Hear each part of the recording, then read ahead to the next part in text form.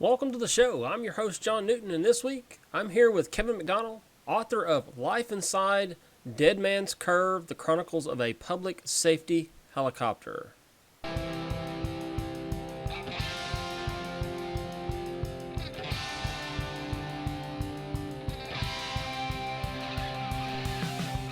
This is Medic Life, a weekly video podcast for EMS professionals bringing you real-world knowledge about today's EMS with your host, John Newton.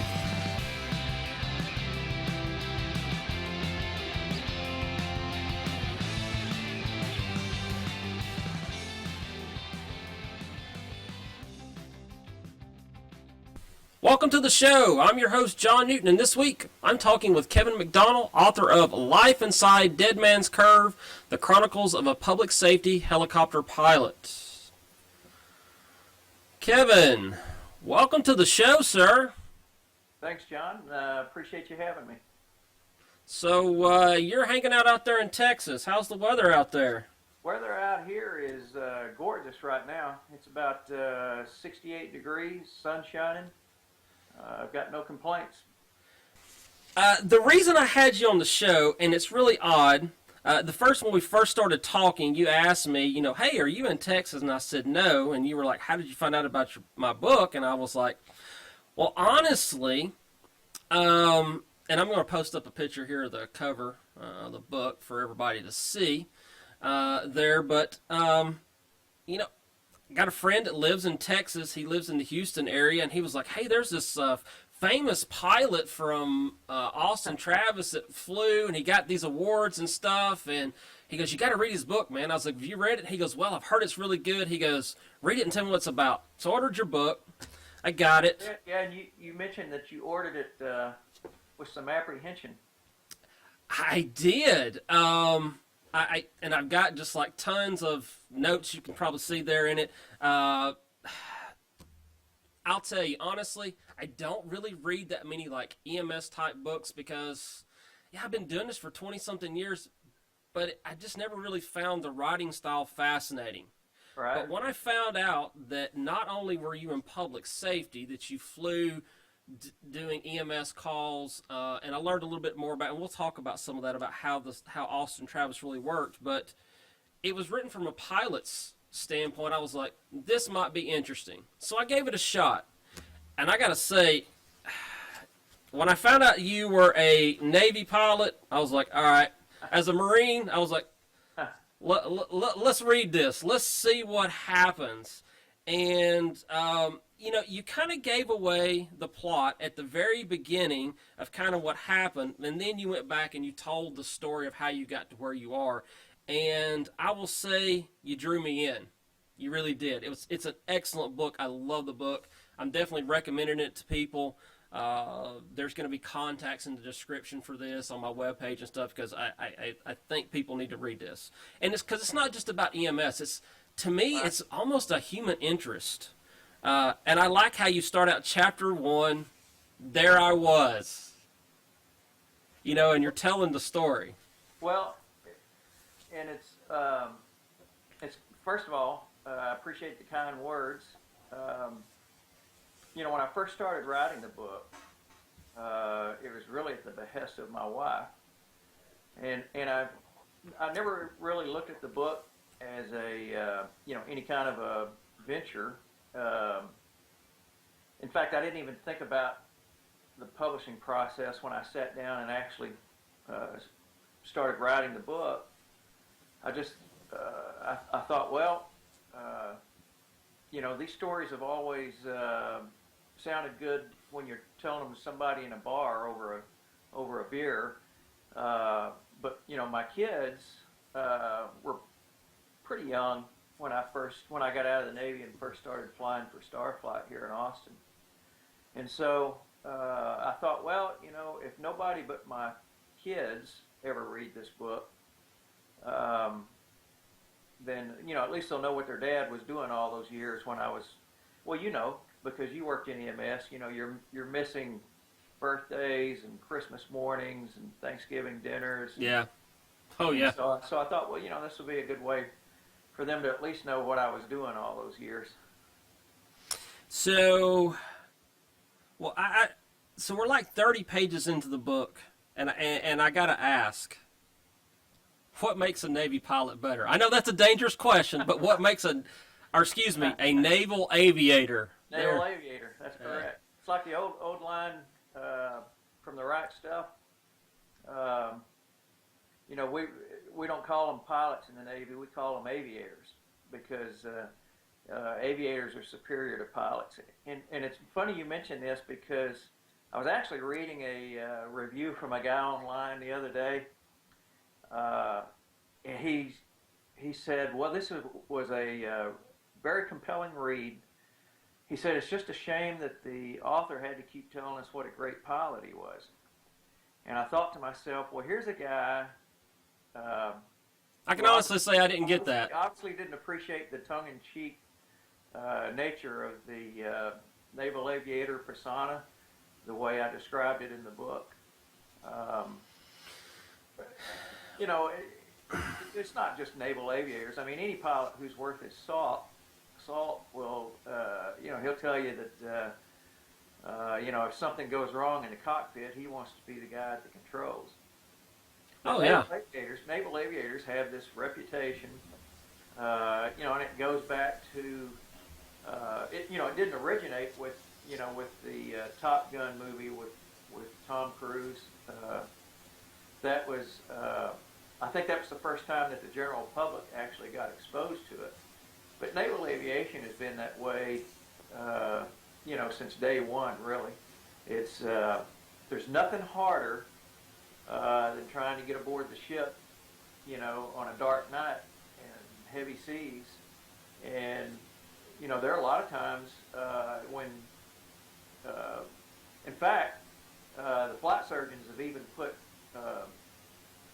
monitors on naval aviators during combat missions, and you know, the heart rate is, you would think that the heart rate would be the highest when you're actually in combat and people are trying to kill you, but the heart rate is actually the highest trying to get back aboard the ship once the mission is complete.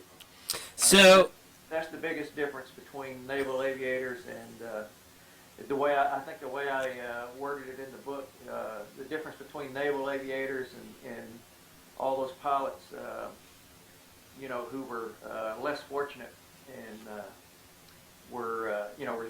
learned their skills in the other military services. So early in my career, and really how I kind of fell into EMS was I was actually an airport firefighter in the Marine Corps. I did crash, fire, and rescue. Saw that in your bio. Yeah, stationed at El Toro, so we had a lot of guys, Navy guys, that would come in and have to do, like, you know, their qualifications, get some landings in and stuff like that. And you guys taking their resting gear, and it was always just and I love my Marine guys. And the Marine guys did the same thing that had ever been on a ship, but the ones that hadn't would not. And that was, you guys made some short landings. You had like a half a mile, 2 miles of runway or whatever, and y'all are landing it in 500 feet. Well, you know, normally, you know, when an Air Force pilot brings his F-16 into a 10,000-foot runway, you know, the drill is to see how lightly you can set it down. So they'll come in and, you know, they'll flare and get in that ground effect. And, you know, what impresses Air Force pilots is how lightly you can touch down runway. Whereas when you're making a carrier approach, you're just setting that, you know, that 3-degree glide slope, and you're coming down that glide slope, and the descent rate is, you know, between 300 and 500 feet per minute, and you're not changing that. You're just aiming for a spot. You know, you're aiming for that third wire, you know, on the carrier. Did you ever have to check to make sure you still had your teeth? Well, now, in the interest of full disclosure, you know, because I didn't actually finish the jet training pipeline, I only did 3 traps and 3 cat shots, you know, and that was in the training commands. Yeah. So, you know, and then I switched pipelines and became a helicopter pilot, and there, it's a completely different ball game because now you're landing aboard small combatants, destroyers, frigates, cruisers, and the Seahawk that I flew, it's the same thing as an Army Black Hawk. Yeah. But the difference in the airframe, when you look at it, they had to move the tail wheel from back where the tail rotor is and move it up underneath the fuselage because the footprint of a Black Hawk is too big to fit on the flight decks that we used to land on. So they had to move that tail wheel up, so that we could actually fit onto the flight deck, and your tail rotor is actually hanging off the edge of the flight deck. And when you land, your the rotor disc is maybe 8-10 feet at times from the superstructure that's in front of you, and so wow.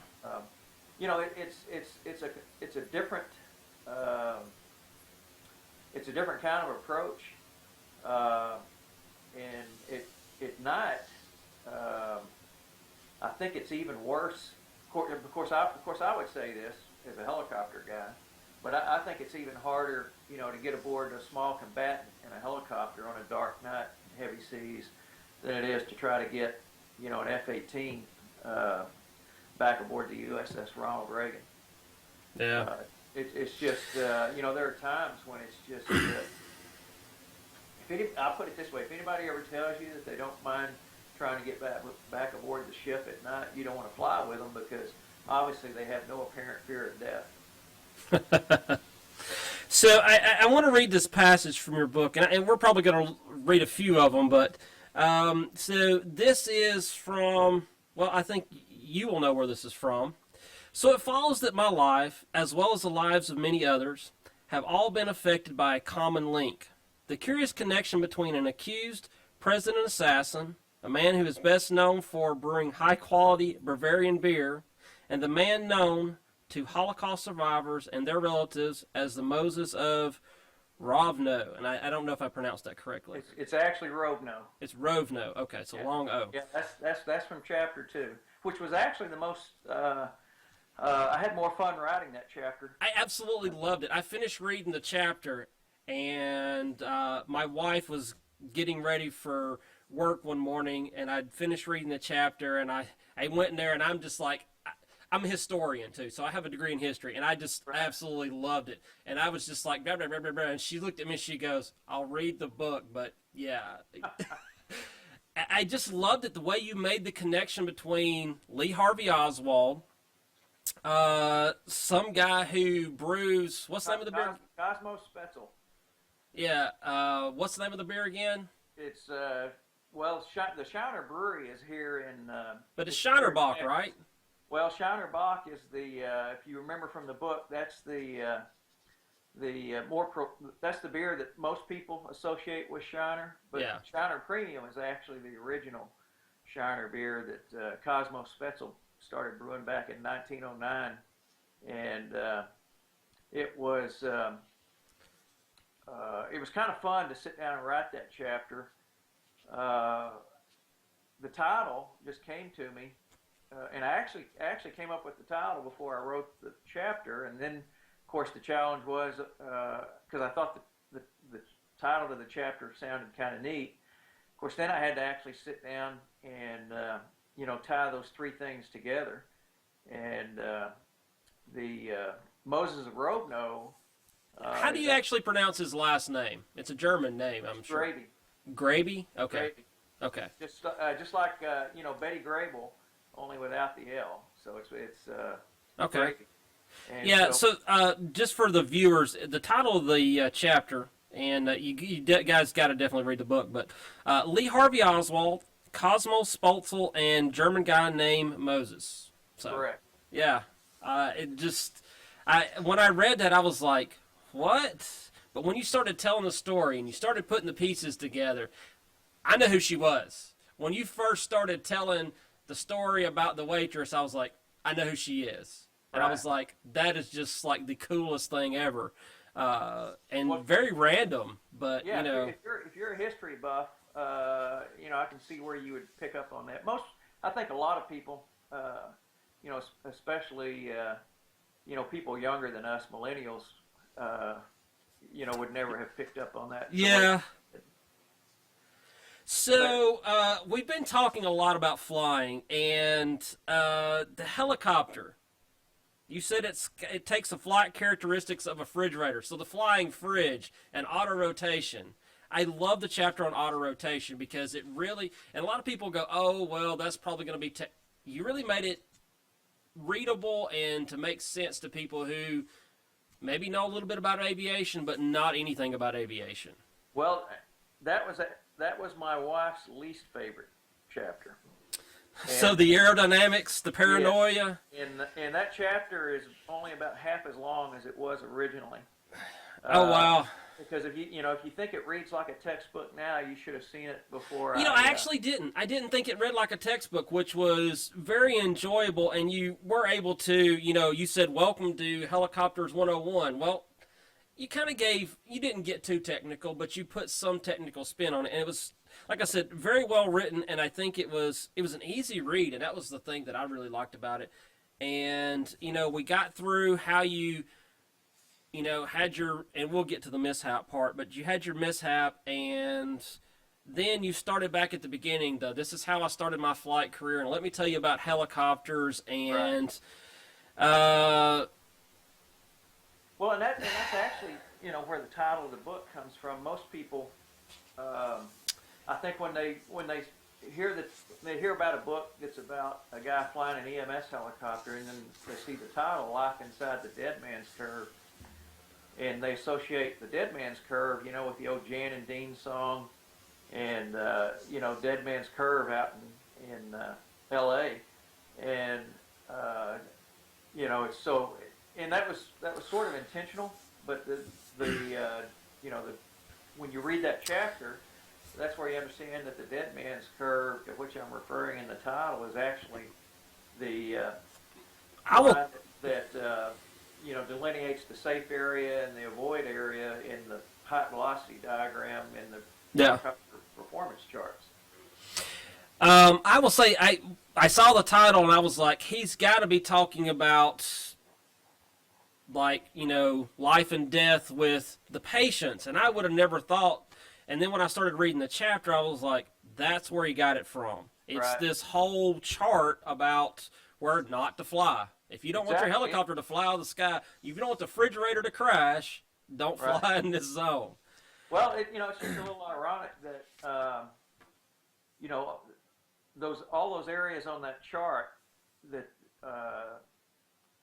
that the manufacturers tell you to avoid as a helicopter pilot, unfortunately, that's where the public safety pilot makes his living. When you're doing hoist rescues and doing firefighting work and going into tight LZs, landing in someone's backyard or on the street in between some Suburbans, trying to snake it between the power lines. Unfortunately, you're making your living inside that dead man's curve, hence the title. Yeah. Life inside the dead. Yeah, you wrote, it's ironic, but flying a public safety helicopter during rescue, firefighting, and emergency medical operations is one of the most dangerous yet one of the most rewarding and exhilarating missions a pilot can ever experience. It's life inside the dead man's curve.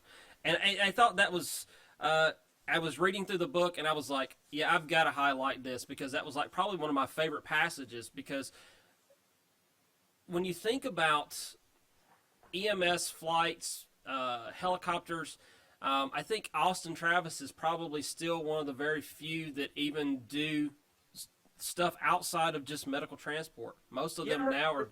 There are a few others, Dade County in Miami, LA County. But there's just a few. But there are very few. That's correct. Yeah. So there's just a handful of crews in the country that fly those types of missions. So and I won't give too much away for those who have not read the book. So you were sitting in your favorite bar, drinking the Shiner Premium, and you said, when the Navy's done with me and I'm done with the Navy, I'm flying those helicopters. Yeah, of course, that was the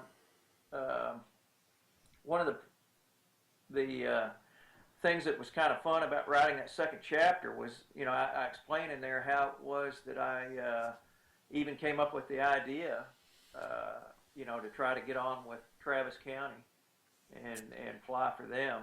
And really, those few programs that we named, Dade County, LA County, Travis County, other than, there's really no place other than those programs where you can fly the types of missions that, I guess, I admitted in the book that I'm a bit of an adrenaline junkie. Yeah. And not, and I think a lot of people in the EMS field are. Obviously, everyone's a type A personality in that profession, and it's the same thing with pilots. And a lot of my old squadron mates, when they got out of the Navy, they either went to the airlines or the ones that ended up flying helicopters, were flying corporate helicopters. And it's, it's kind of, for lack of a better description, it's kind of a mundane existence, where you're taking off from one slab of concrete and flying to another slab of concrete. And it's just not the same kind of flying that I had done in the Navy. And this presented me with an opportunity to keep, doing the exercising the stick and rudder skills that I'd acquired in the Navy. So I was pretty much bound and determined that I was going to get on with these guys. And, Yeah, I talk about it in the book. You moved your whole family to Texas and you harassed the crap out of these guys. I did. I made a nuisance of myself. And I got to ask, and you kind of put a little bit of your thoughts, but Mike Phillips, he calls you and he goes, "Hey, you didn't make the cut, man. Right. You didn't make the cut." What was really going through your mind? You put a little bit in the book, but I mean, I just kind of wanted to hear you. What was really going through your mind? I was devastated. But I talk about in the book that once I figured out, how competitive that process was going to be. Yeah. I was. It didn't come as a shock, when Mike called me and said, "Hey, you didn't make the list of pilots that we're going to interview." I mean, I was still, disappointed, but it's not as though I didn't expect it after I found out how competitive the process was. And it's like I talk about in the book, the demographics on EMS helicopter pilots. I was 35 when I hired on with Travis County, and the next youngest guy in the program was in his late 40s. So most of those guys were Vietnam era Army helicopter pilots, and it was almost I talk about in the book how it was almost like trying to get into a closed fraternity. And or in Texas, I guess we'd call it an old boys network. Yeah, the good old boys network. Yep. And so I was disappointed, but it's not as though I hadn't prepared myself for it. But then when the series of opportunities, and you got lucky. I did. I got extremely lucky. So I'm just going to... Mainly because the pilot that they decided that they wanted to hire was a guy from CareFlight, which is the EMS bird up in Fort Worth, about 200 miles north of where I am here in Austin. And it was already a done deal. And for some reason, his family decided they didn't move to Austin, which worked out really well for me. Because, they went to the next group of pilots, on the list to interview.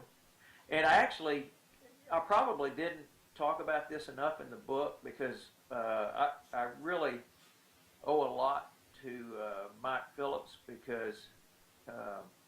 I really don't think that when they worked out the matrix, you know, with the resumes and, you know, who gets interviewed and who doesn't, I really don't think that if they had just gone by the, the raw data on the resumes, that I would have been even in that second group. But I think he pulled some strings to get me into that second group because he knew, you know, how badly I wanted the job. I think he probably doesn't regret that. If you ask him, he probably doesn't. Well, you know, Mike was I did talk about this in the book. He was very well respected, you know, by all the other employees, and just the nicest guy on the planet. And he had flown Cobras in Vietnam, and I think if it hadn't been for Mike Phillips, I may have never gotten an interview with Starflight. So I owe a lot to him. So you climb into the cockpit of the TH-57 with Spanky, and you're on the way to do your,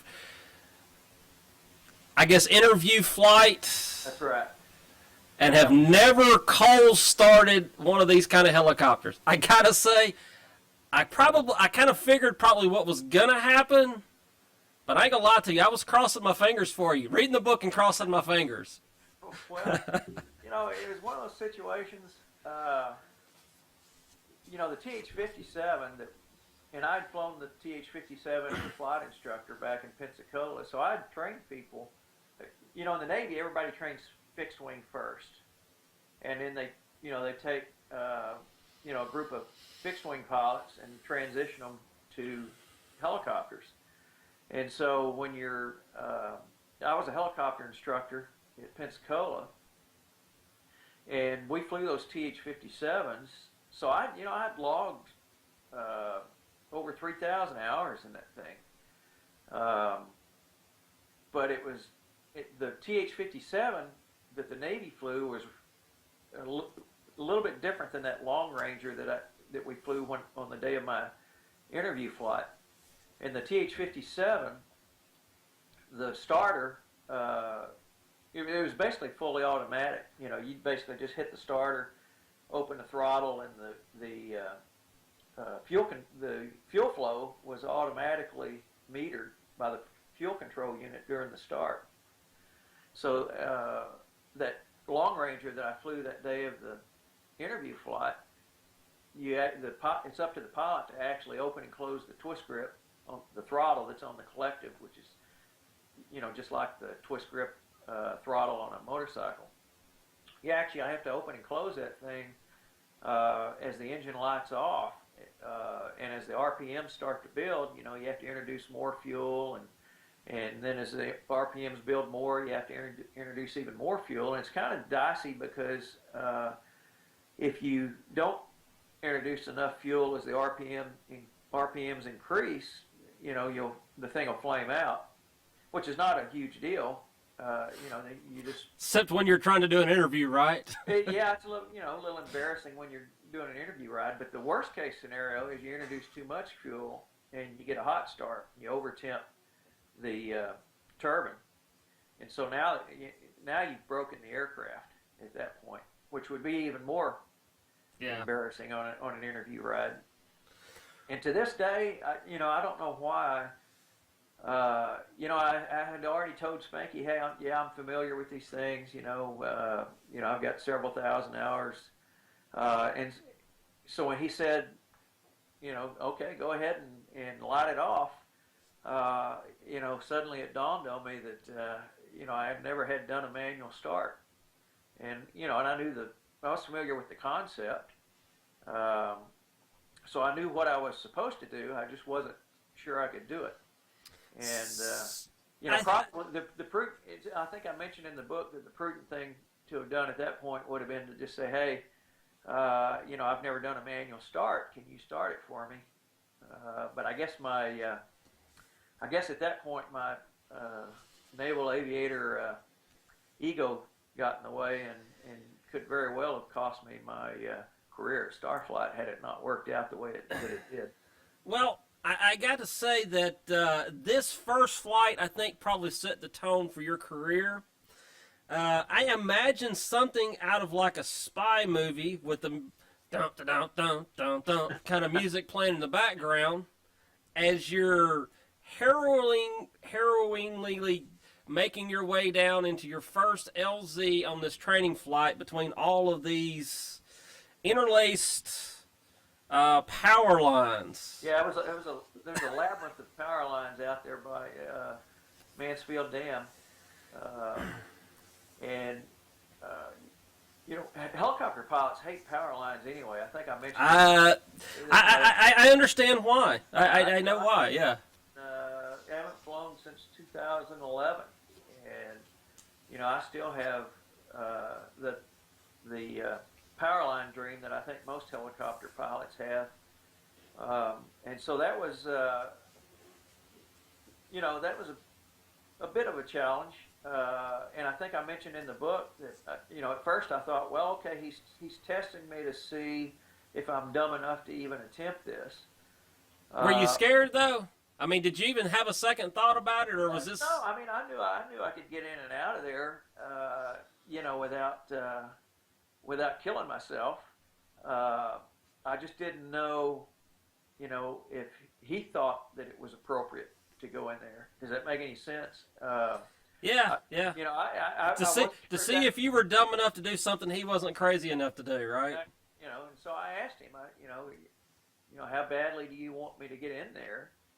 And you know, at that point, he says, well, you know, pretend that there's a patient down there, and you know, if you can't get him, you know, nobody else can. And you know, and like I say, I didn't consider it to be a death-defying stunt, so I went in and set up for the approach, and you know, we got in and out of there, and I still wasn't convinced after I had done it that got us in and out of there. I still wasn't convinced that that was what he had wanted me to do. You know, but I did find out later.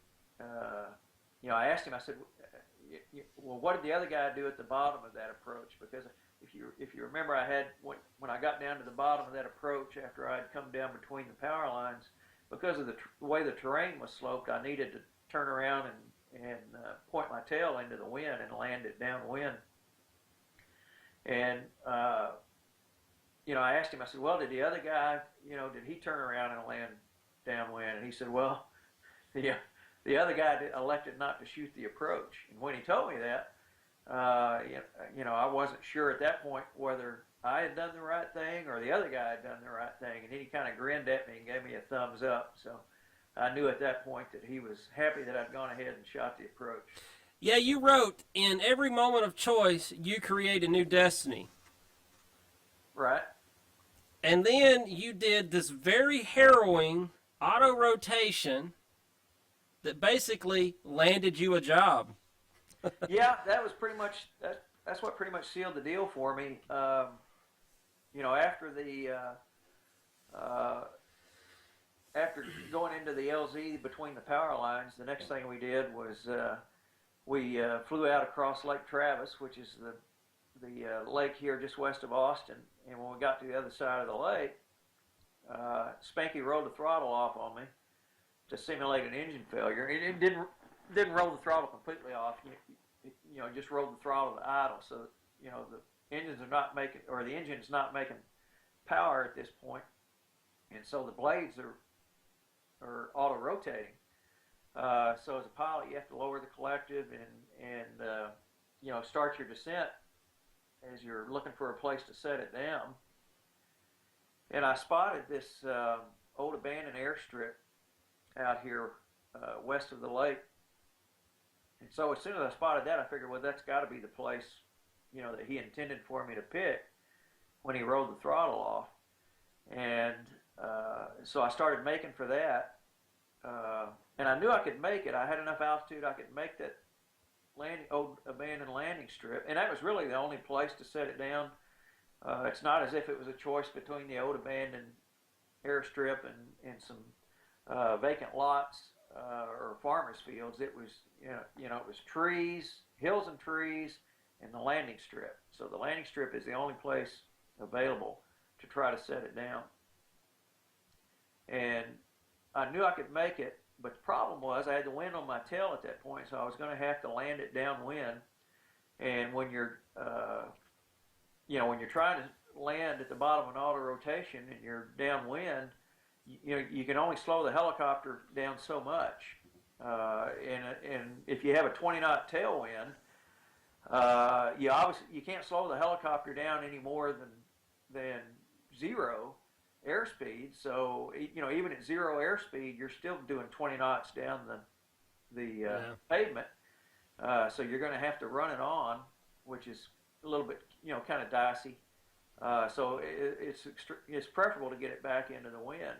Well, about halfway to the strip, I had to make a decision. Whether I had enough altitude to actually offset my approach and turn away from the end of the airstrip so that I could set up for a turn and get back into the wind. But it was a tough decision, and this was, it was only a little over a minute from the time he rolled the throttle off until we were down. So I didn't have a whole lot of time to think about it. But I decided to go ahead and turn away from the old abandoned airstrip, and then try to get it back into the wind once I got there.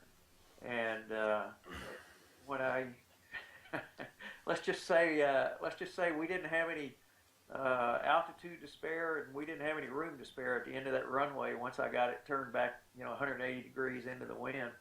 And I set it down, and it was a well executed auto rotation. I will say that. Of course, now I'm adding fuel to the fire to the guy that said it's a shame that the author had to keep bragging about what a good pilot he was. But sometimes that day I was a good pilot on that particular auto rotation because it was executed well enough that I think that's pretty much what sealed the deal for me. Well, I think it's interesting. I had made a note, and I sort of kind of skipped over it, but I'll just go back and say, because EMS stories are kind of like pilot stories. It's there I was, and this is what happened, and there is a level of embellishment, but sometimes it's true, even though it sounds maybe a little embellished, but I mean, it's just the way it is sometimes. It's that there I was, and this is really what happened, and sometimes people believe it, and sometimes they don't, and oh well if they don't. Well, let's move on and let's talk a little bit about some of the actual stuff you did. I think the section where you wrote about, and you were talking about, and this is the thing that us in EMS, we get asked this all the time, what's the worst call you ever ran?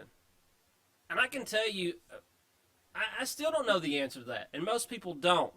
But I thought it was interesting what you picked as your worst call. Yeah, and I didn't even have to think about it. And that kind of stuck with me a little bit. And I started thinking about over all the years of the people's homes I had been in when somebody had died, or just, and that's our job, to be there in their worst moment. Right. And your worst call is not something crazy grisly, some harrowing flying story. It's standing in this lady's living room, and she's got Alzheimer's and don't know her husband's dying in the next room. Yeah. And I think I mentioned in the book that I've pretty much just quit telling this story because it's I can't. It's hard for me to tell the story without losing my composure. But and you don't have to tell the story. I thought it was very interesting that you picked that story. Yeah, it had nothing to do with the. Most people, I think, because I mentioned in the book that people ask you that all the time, and I'm sure people ask you that all the time. Yeah. As a medic, and I think people are, they're spring loaded to believe that you're going to come back with some story about, amputations or. And that's the stories they want to hear. Yeah, well, I mentioned in the book that I could have filled up a whole chapter with stories of amputations, but I don't think anybody would really want to read it. No. And in one of the first calls that you said you ran, and you talked about, hey, will I ever be able to deal with this? And your partner said, yeah, it doesn't get any better. And That's you know, right. it really doesn't. You No. just everybody learns how to deal with it in a different way. I know you guys had your the leper colony, Yeah. and you guys would go hang out and have y'all's every third day or whatever, and that was cool. You know, you It find some camaraderie within it within the yeah, ranks. and it that was that was how we chose to deal with the stress. Um, I think it was probably I think the stress on my two crew members, um, J.R. Escovel, who I talk about in the book, was my flight nurse during those years, and the guy named Steph Meyer was my crew chief and paramedic. Yeah. And those guys, and I'm not just trying to be magnanimous when I say that. Those were guys were the ones doing all the work.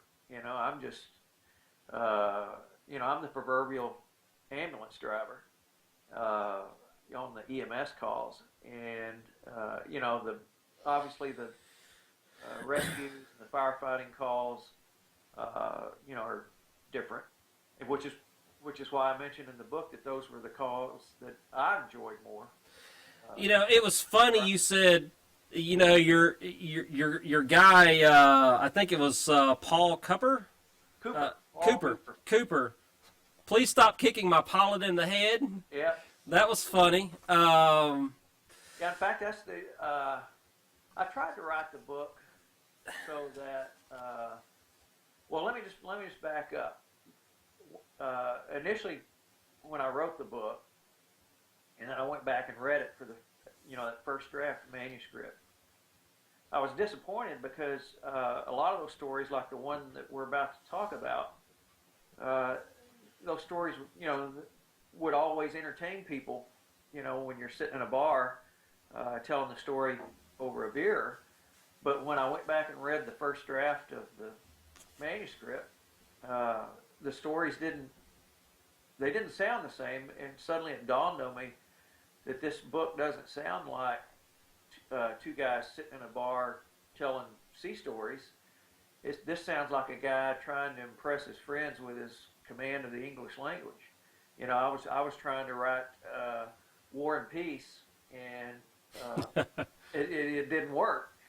And so I went back, set about going back through it and trying to unwrite it, for lack of a better term, so that it did read like two guys sitting in a bar. And about 14 revisions later, I think I got pretty close. Well, I think you did a pretty good job of, just telling the stories, and there's always going to be that one person that's going to go, oh, well, oh, it's not really. But yeah, I think you did a pretty good telling of the story. And I wasn't there, so I don't know, but I think that probably a lot of these stories, I don't feel like, as the way this book read and some of the stuff that you can just Google and look online for some of these actual stories in the news, right. I don't think you really embellished. Although I gotta ask, you played a trick on your friend Jim. You mentioned the right stuff. Yes. Man, that's awesome that you got to meet Dennis Quaid. Well, did you get him an autograph? No, I didn't, because when we landed there, and for people who don't know, Jim Alday was a long time flight medic with Starflight. In fact, I refer to him in the book as Mr. Starflight. Yeah. But he was a huge movie and TV buff, and we landed at the hospital one night, and it wasn't the hospital where our crew quarters was. So we were only going to be there long enough for him to unload the patient and hand him off to the ER staff. And so while Jim was inside with the patient, I noticed a guy, standing not too far from the ER entrance, smoking a cigarette, and I kind of did a double take. I recognized him right away. It was Dennis Quaid. And I knew, I had read that Dennis Quaid was actually a private pilot. You know, kind of an aviation enthusiast. And of course, he played, you know, Gordo Cooper in The Right Stuff, Yeah. which I think was one of the things that made that movie great. And so I asked him. I said, "Hey," he was watching me, you know, pretty intently. And I said, "Hey, you want to come up and take a look at the bird?" He tossed a cigarette aside and came up. And we spent about 10 or 15 minutes with him in the cockpit, me answering questions. And he had introduced himself. We just exchanged first names. You know, he didn't say, "I'm Dennis Quaid," and I never acknowledged that I knew who he was. I think he sensed that I knew who he was, but Yeah. I think he was, he was just enjoying the fact that I was treating him as a fellow pilot instead of a celebrity. But I knew if I didn't get him out of there before Jim came back, you know, that the Jim was gonna, I think I said in the book he was gonna slobber all over him like a dog with a new chew toy. And fortunately, we finished the little dog and pony show there on the pad before Jim came back out.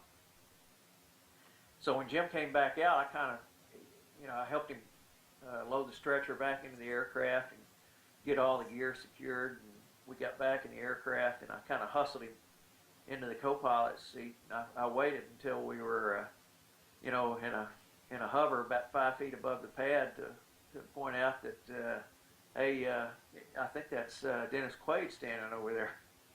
And he was, he didn't find out till several days later, that I had set all that up and done him that way, and I kind of felt badly about it. But Jim was a good enough sport that he let it go. But we, you know how it is as a medic. You know, your relationship that you have with, or relationships plural, that you have with your co-workers or fellow crew members. Those are the things that, help you deal with the stress of the job. And, we used to prank each other all the time.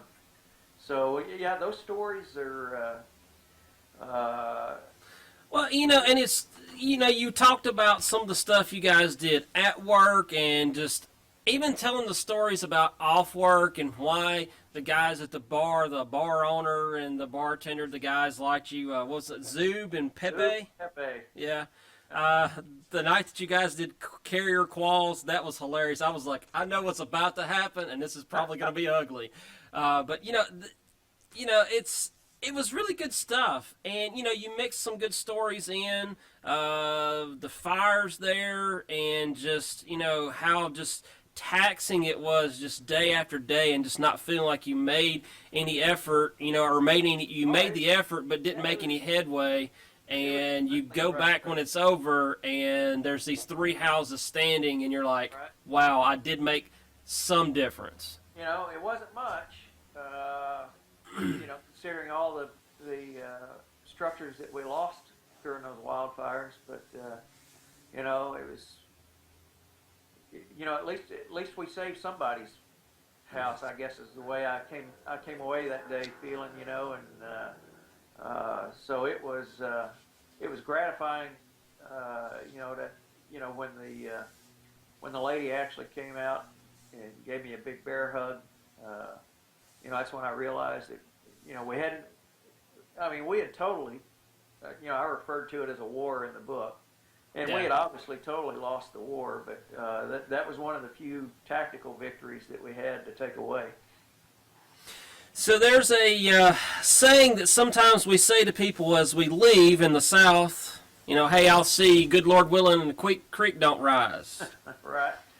November of 2001, the longest night, the creeks were definitely up, and definitely the good Lord was willing, because that's how you got a heroism award. So I got to say I was on the edge of my seat. I kind of figured that you were standing there, you were looking out the window, you really couldn't see, and it was churning through your mind, and you're talking about it, and you was like, you know what? Somebody's got to sit in the seat and fly the helicopter.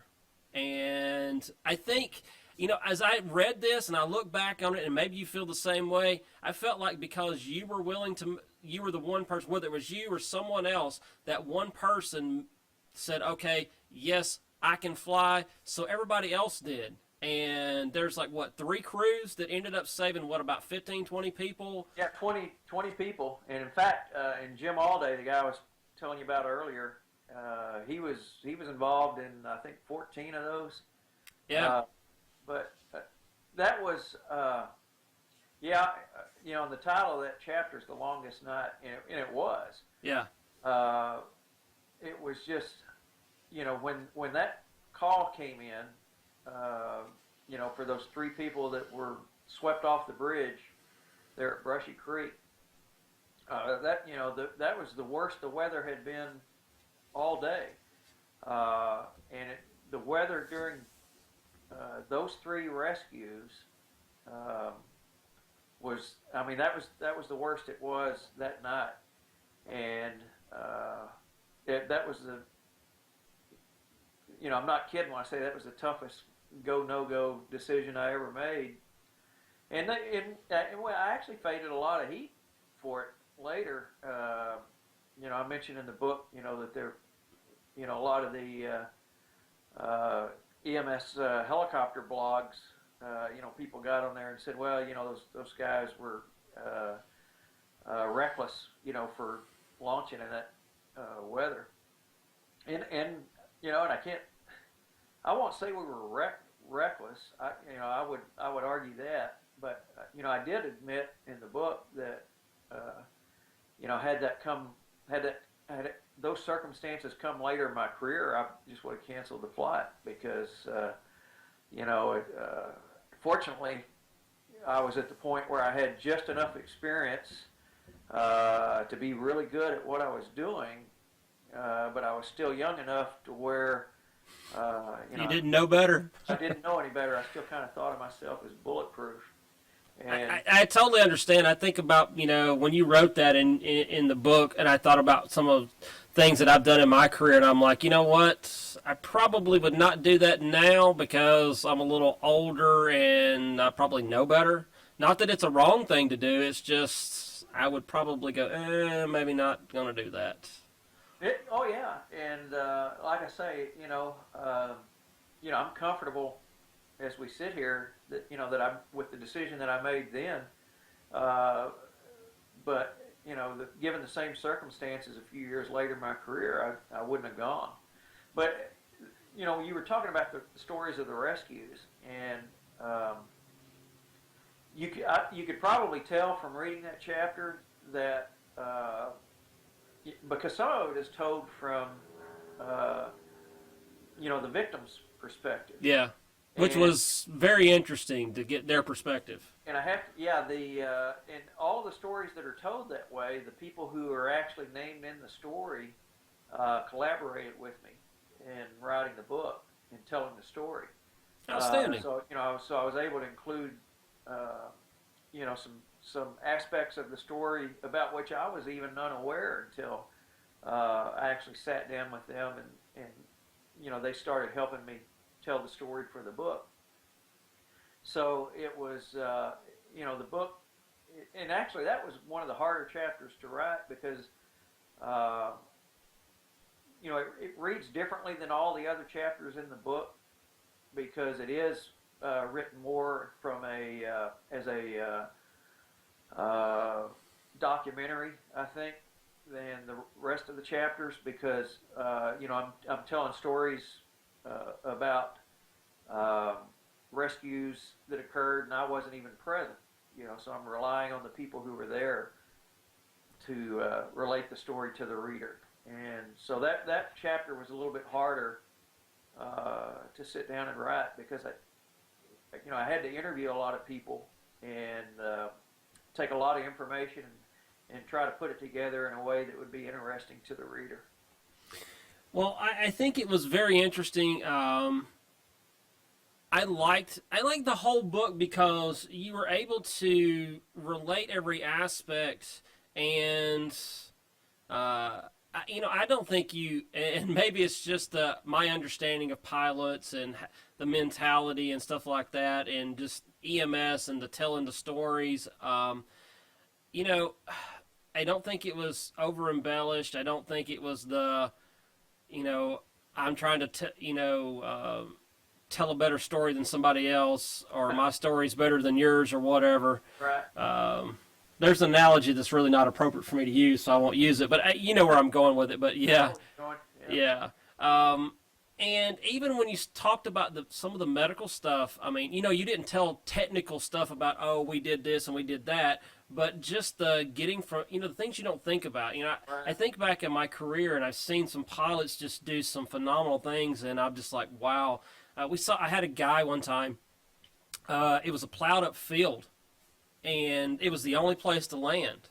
So he sat there and hovered for like 15 minutes, about 6 feet off the ground, while the crew hopped out, came out, we packaged the patient, we stumbling trying to carry this patient across this plowed up field, and he got low enough, basically, he never really completely sat down. We loaded it up, and they flew off. And he just sat there the whole time. We're like, what the crap? This guy's like ridiculous. But, I mean, I saw him. I read your book. I've seen tons of other guys. And I think it comes back to kind of what you said about the whole thing. Most of the guys that fly are prior military, and you guys just spend so much time training, doing stuff like that, just sitting there and hovering for 20 minutes or whatever. Or like you said, you train to overtrain to do, and you talked about that, about the training to overtraining to, and you was like, but at the end of the book, when you dedicated it to your friend, I don't remember the lady's name, but Kristen McLean. yeah, the only person to ever die in the service. I think that says something about the safety and the training and how important it is. Well, yeah, I mean, really, when you look, in fact, several of us were sitting around talking about this after Kristen's death, and for people who don't know the story, she was killed during a hoist rescue when she actually came off the hoist, and we were sitting around afterward, and I made the comment that given the nature of the mission, it's almost remarkable that Starflight went 30 some odd years before we had a fatality. Yeah. And I think it says a lot about the program and the professionalism of the people who fly with Starflight. Do you still keep in touch with those guys? Absolutely. Yeah. In fact, I venture down to the Texas chili parlor about once a week, and so I'm still a regular down there. In fact, we're doing the first book signing next month at the Texas chili parlor. Yeah, tell everybody how to get there, what's going on, what's the deal with that. Well, on the 14th, which is a Monday, March 14th, from 7 to 9 that evening, we're going to do the first book signing at the Texas Chili Parlor. And people who haven't read the book probably think, well, that's odd to be doing a book signing at what's basically a bar. But read the book, guys, you'll understand. Yeah, if you read the book, you'll see it's totally appropriate that's where Yeah. we're doing the first signing. And so, anybody who has a copy of the book here locally can come down and I'll sign it. But in addition, the rest of those guys who flew with me in the leper colony will be there to sign it as well. And if people don't already have a copy, we'll have copies available there. But I do keep up with those guys, and those are the kind of relationships that you maintain for the rest of your life, I think. And it's funny. I got to get this in because talking about the leper colony and the guys I flew with, J.R. Esquivel, who was our rescuer and flight nurse. It's just about everybody that I gave a manuscript to early on, when I was trying to get feedback to make the manuscript better, would hand me the manuscript back and they would just say, hey, I got to meet this J.R. Esquivel. So, Yes. Yes. and, I had to tell them, well, the J.R. Esquivel you want to meet is the guy in the book, and that guy doesn't exist anymore because he's pretty domesticated now. But those stories that I told about J.R. in the book are not embellished. Those things actually took place, and in fact, I gave a copy of the manuscript to everybody who's featured prominently in the book, just to make sure that they remembered those stories the same way I remembered them, because I wanted to write an honest book, and I even say in there that was what I was trying to do, and so it's when I tell these stories, it's not just me remembering these stories. Those guys are actually helping me to recount those stories, and so you could almost think of it as even though I'm the guy who's listed as the author on the front, there were a lot of people who contributed to the book. Well, very cool. Well, it has been fun, and I will say it's been a privilege to be able to speak to you about your book, Life Inside a Dead Man's Curve. It is a great read, and do you think you're going to write anything else? I don't think so. That's it, huh? It's too hard. It's too hard. It is.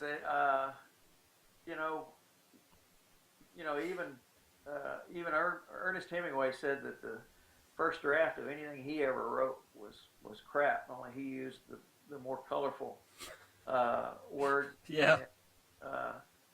It's people think, well, you sit down at a typewriter or a keyboard at a PC, and you spit out the book and send it off to the publisher, and it's a done deal. But like I said, I ended the first 5 or 6 times I wrote the book, I don't know that it was that good, but after about the 14th revision, I think we actually came out with a book that people will enjoy reading.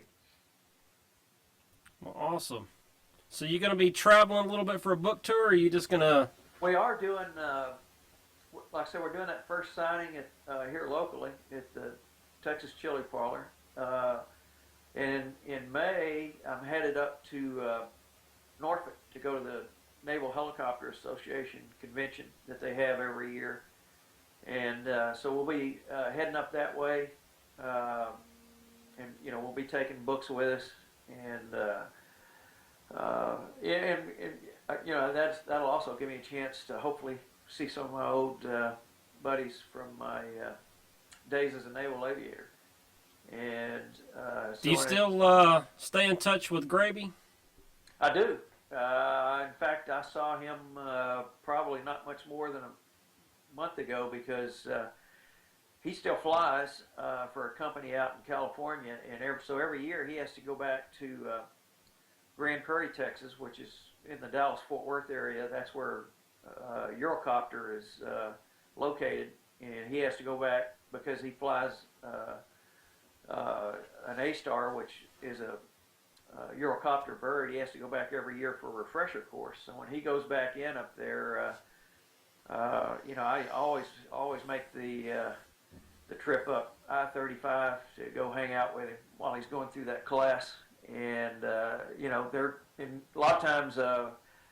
Nancy and I, my wife, will head out to San Diego, which is where we were stationed together when we were in the squadron there at North Island, and we'll hook up with them out there. And it's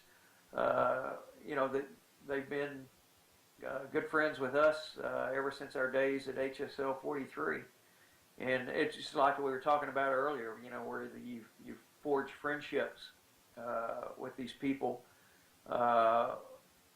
because of the situation that you're in, and those friendships last a lifetime. Yeah, definitely. Well, thanks for speaking with me. Thanks for hanging out with me. Again, it's been a privilege. Enjoyed the book, sir. Thanks, John. I appreciate you sitting down to chat with me. Yep.